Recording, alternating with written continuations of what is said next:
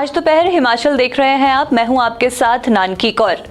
नजर डालते हैं अब तक की बड़ी खबरों पर। शुरुआत करते हैं हेडलाइन से।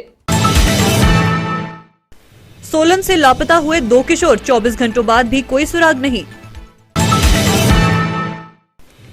अस्पताल में मरीजों से हो रही नाइंसाफी, कमीशन के चक्कर में गरीबों को लूट रहे डॉक्टर। राष्ट्रीय खेलों में अपना दमखम दिखाएंगे प्रदेश के 32 खिलाड़ी। दूर होगी समय पर वेतन न मिलने की समस्या, यूनियन के आगे झुकी कंपनी। अब खबरें विस्तार से। सोलन के टैंक रोड निवासी 2 युवक लापता हो गए हैं। प्राप्त जानकारी के अनुसार लापता दोनों युवक सोमवार दोपहर 3 बजे से लापता हैं। बताया जा रहा है कि दोनों युवक फाइल बनाने की बात कहकर घर से निकले थे, लेकिन दोनों युवक इसके बाद घर वापस नहीं आए। दोनों युवकों की आयु करीब 15 से 16 वर्ष की है। दोनों लापता युवक सोलन के एक निजी स्कूल में पढ़ते हैं। लापता युवकों की पहचान साहिल और अतुल के रूप में हुई है। परिजनों ने पुलिस में भी गुमशुदगी की रिपोर्ट दर्ज करवाई है। अतिरिक्त पुलिस अधीक्षक अजय राणा ने कहा कि पुलिस द्वारा मामले की छानबीन की जा रही है। पांवटा साहिब के सिविल अस्पताल में डॉक्टर होने के बावजूद भी बाहरी डॉक्टरों को बुलाकर ऊंचे दरों पर मरीजों का इलाज करवाए जाने पर व्यवस्था परिवर्तन मंच ने आवाज उठाई है। उनका कहना है कि खुद की कमीशन के लिए डॉक्टर गरीबों को लूट रहे हैं। जहां सरकारी अस्पताल में निःशुल्क इलाज के दावे किए जाते हैं, वहां कुछ डॉक्टर 60,000 से भी अधिक राशि बाहरी डॉक्टर्स को बुलाकर उन्हें दिलवा रहे हैं और उसी में अपनी कमीशन भी इकट्ठा करने में लगे हुए हैं। ऐसा ही एक मामला सिविल अस्पताल में पाया गया है, जो कि हड्डी रोग विशेषज्ञ से संबंधित बताया जा रहा है। यहाँ दवाइयाँ उपलब्ध होने के बावजूद भी सोलन व अन्य जिलों से महंगी दवाइयाँ मंगाई जा रही हैं। ऐसा नहीं है कि ऐसा पहली बार हो रहा है। इससे पहले भी करोड़ों रुपए की बंद पड़ी मशीन को न चलाकर लाखों रुपए कमीशन प्रतिमाह डॉक्टर से इकट्ठी कर रहे हैं। व्यवस्था परिवर्तन मंच का कहना है कि इस बात से भी इनकार नहीं किया जा सकता कि इसमें अस्पताल की मुखिया भी सम्मिलित हो सकते हैं, जिसकी शय में ऐसे कार्य हो रहे हैं। ऐसे में मंच ने एसडीएम से ये आग्रह किया है कि 1 सप्ताह के भीतर उनकी सभी मांगों को पूरा किया जाए, अन्यथा मंच को आंदोलन का ही सहारा लेना पड़ेगा। एकल अभियान उत्तर हिमाचल संभाग के 32 खिलाड़ी विभिन्न खेलकूद प्रतियोगिताओं में आने वाले फरवरी महीने में लखनऊ में होने वाली राष्ट्रीय खेलकूद प्रतियोगिता में भाग लेंगे। इन प्रतियोगिताओं में संभाग के खिलाड़ी कबड्डी, कुश्ती, लंबी कूद, ऊंची कूद और दौड़ में प्रदेश का नाम रोशन करेंगे। इन खिलाड़ियों का चयन मंडी के ऐतिहासिक पड्डल मैदान में 2 दिनों तक आयोजित खेलकूद स्पर्धा में किया गया है। मुख्य अतिथि द्वारा विजेता और उपविजेता रहे प्रतिभागियों और टीमों को पुरस्कार व प्रशस्ति पत्र देकर सम्मानित भी किया गया। इस दौरान हुई खेलों में खिलाड़ियों ने अपना पूरा दमखम दिखाया है। इस संभाग स्तरीय प्रतियोगिता में उत्तर हिमाचल संभाग के 18 अंचलों से 6 से 14 वर्ष आयु समूह के करीब 540 बच्चों ने भाग लिया। एकल उत्तरी हिमाचल संभाग के अभियान प्रमुख अजय राणा ने जानकारी देते हुए बताया कि संभाग स्तरीय इस प्रतियोगिता में प्रथम और दूसरे स्थान पर रहने वाले प्रतिभागी आगामी वर्ष 2023 में फरवरी महीने की 4, 5 और 6 तारीख को लखनऊ में होने वाली एकल अभियान में राष्ट्रीय स्तर की प्रतियोगिता में भाग लेंगे। उन्होंने बताया कि ग्रामीण बच्चों को खेलों के लिए एक मंच प्रदान करने के लिए इस प्रकार की प्रतियोगिताओं का आयोजन किया जाता है, जिससे बच्चों का सर्वांगीण विकास होता है और युवा नशे से भी दूर रहते हैं।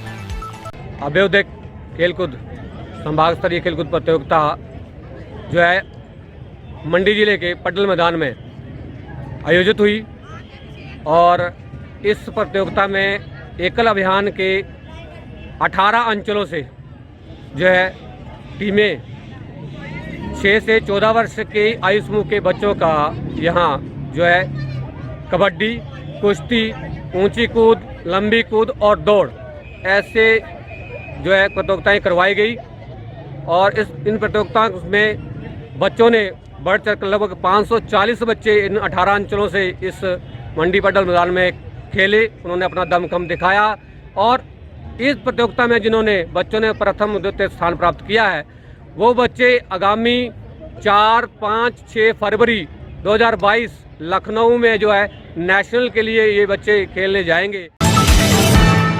भल क्षेत्र के नागचला से पंडोह तक निर्माणाधीन 4 लेन सड़क में एमसी कंपनी मजदूरों को हर माह के बजाय तीसरे महीने वेतन देने के खिलाफ आज मजदूरों ने सुबह 8 बजे से कंपनी के कार्यालय पर धरना प्रदर्शन किया। सीटू के जिला अध्यक्ष भूपेंद्र सिंह ने कहा कि मजदूरों ने भडियाल साइट पर आम सभा आयोजित की और उसके बाद कंपनी प्रबंधन ने 10 बजे वार्ता के लिए बुलाया। वार्ता के बाद कंपनी और मजदूरों के बीच लिखित समझौता हुआ, जिसमें नवंबर माह का वेतन 29 दिसंबर तक देने का निर्णय हुआ है। उन्होंने कहा कि दिसंबर माह का वेतन 10 जनवरी तक तथा हर माह इसी समय सारणी के अनुसार वेतन दिया जाएगा। नमस्कार जी, मैं भूपेंद्र सिंह हूँ और मजदूर संगठन सीटू का मंडी जिला का अध्यक्ष हूँ। आज हमारे संगठन से जुड़ी हुई जो केएमसी मजदूर यूनियन है, उसने जो कंपनी प्रबंधन है उसके कार्यालय में बडियाल में सुबह 8 बजे एक धरना प्रदर्शन का आयोजन किया गया, जिसकी जो मुख्य मांग ये थी कि ये जो केएमसी कंपनी है ये मजदूरों को जो श्रम कानून है जिसके तहत हर माह के 10 तारीख से पहले वेतन देना होता था, मगर ये जो कंपनी है ये मजदूरों को तीसरे महीने वेतन देती थी और जिसके चलते जो मजदूर थे वो भारी परेशानी के अंदर थे, जिसके तहत इन मजदूरों ने अभी हाल ही में 5 दिसंबर को सीटू से संबंधित जो है यूनियन का गठन किया था और हमने अभी 12 तारीख को मजदूरों की गेट मीटिंग करके एक जो मांग पत्र है वो कंपनी प्रबंधन को सौंपा था और उनको 19 तारीख तक जो वेतन है जो पिछला अभी अक्टूबर का भी देने को था, नवंबर का भी देने को है, उसको देने की मांग की थी। तो कंपनी ने अक्टूबर माह का वेतन तो जारी कर दिया था, मगर नवंबर माह का जो वेतन था वो अभी जारी नहीं किया था और वो आज के इस धरने प्रदर्शन के बाद, घेराव के बाद जो समझौता वार्ता कंपनी प्रबंधन के बीच में और सीटू और जो केएमसी मजदूर यूनियन है उसके पदाधिकारियों के बीच जो समझौता हुआ, उसमें कंपनी ने 28-29 दिसंबर तक जो है वो नवंबर माह का जो वेतन है उसको देने का जो है वो लिखित जो समझौता है, आश्वासन है वो दिया है और जनवरी माह से हर महीने की 10 तारीख तक जो वेतन है जो नियमानुसार जो देना होता है वो देने की बात भी लिखित रूप में मानी है।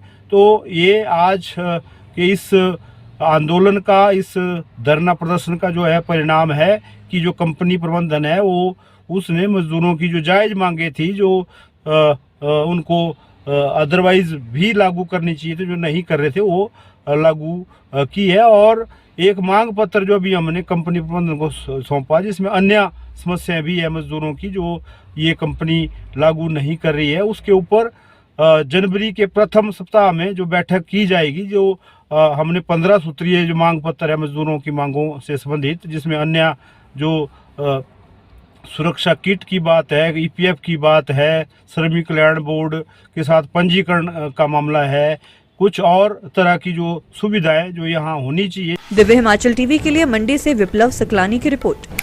दिव्य हिमाचल मीडिया ग्रुप अपने पाठकों के लिए एक बार फिर लेकर आया है कौन बनेगा लखपति इनामी कूपन योजना, जिसमें आप जीत सकते हैं 1 लाख का नकद इनाम, एलईडी, रेफ्रिजरेटर, वॉशिंग मशीन और ढेरों आकर्षक इनाम। इनामी कूपन प्रकाशित होंगे दिव्य हिमाचल समाचार पत्र में, जिन्हें एकत्रित कर भेजना होगा दिव्य हिमाचल कार्यालय। तो आज ही दिव्य हिमाचल समाचार पत्र की प्रति बुक करवाने के लिए अपने नजदीकी हॉकर या न्यूज पेपर एजेंसी से संपर्क करें या फिर हमें कॉल करें 01-892-264713 पर।